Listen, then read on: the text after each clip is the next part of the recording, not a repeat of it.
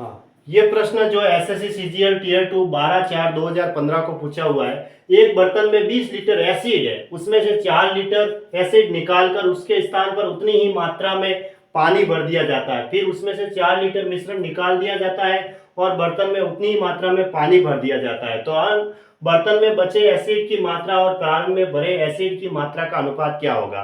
तो इसमें देखो, स्टार्टिंग में क्या है, 20 लीटर एसिड है, स्टार्टिंग में एसिड है, तो शेष मात्रा निकलती है। शेष मात्रा कैसे निकलेगी, प्रारंभिक मात्रा लिखो डायरेक्ट यहां पे। प्रारंभिक मात्रा, प्रारंभिक मात्रा कितनी है, 1 माइनस निकालते कितने है ना, निकाली गई मात्रा अपॉन नीचे लिखनी है आपको प्रारंभिक कुल मात्रा, प्रारंभिक मात्रा। और यहां पे इसके ऊपर लिखना है कि कितनी बार दोहराया गया है ना, तो टी लिख देता हूं मैं ऐसे टी, इसको बताने के लिए।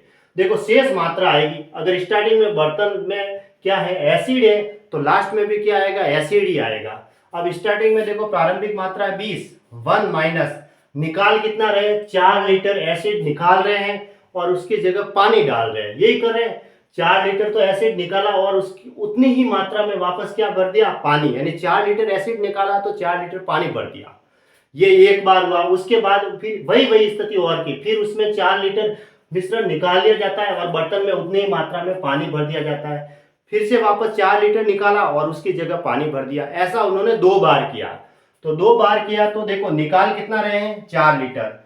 स्टार्टिंग में कितनी मात्रा है, 20।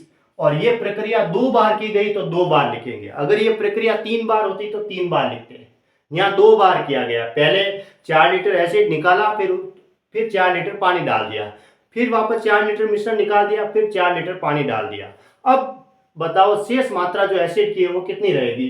तो ये 2 बार प्रक्रिया हुई तो 2 लिखा है यहाँ पे। 20 गुणा 20 को 1 से मल्टीप्लाई करो, 20 में से 4 गया तो 16/20। और ये 2 बार है तो 2 बार लिख दो, 16/20। अब ये 20 से 20 तो कट गया ऐसे, फिर 2 से कट रहा है, ये 1 बार 0, ये 8 बार कटा।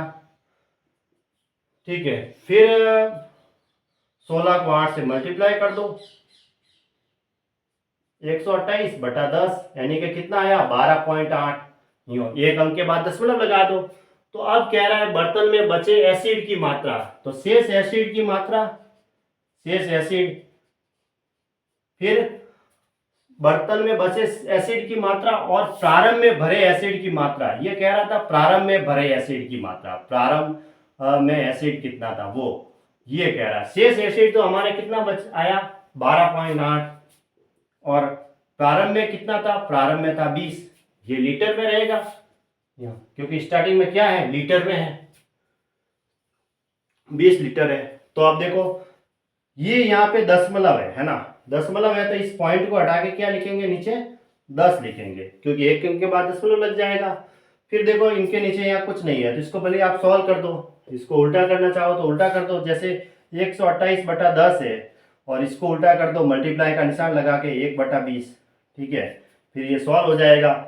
सॉल्व करने के लिए क्या करेंगे हम, इसको 2 से कट रहा है, ये 10 बार गया, ये लो 4 बार गया, फिर ये 32 हुआ तो ये 5 बार गया, फिर ये 16 हुआ तो ये 5 बार गया।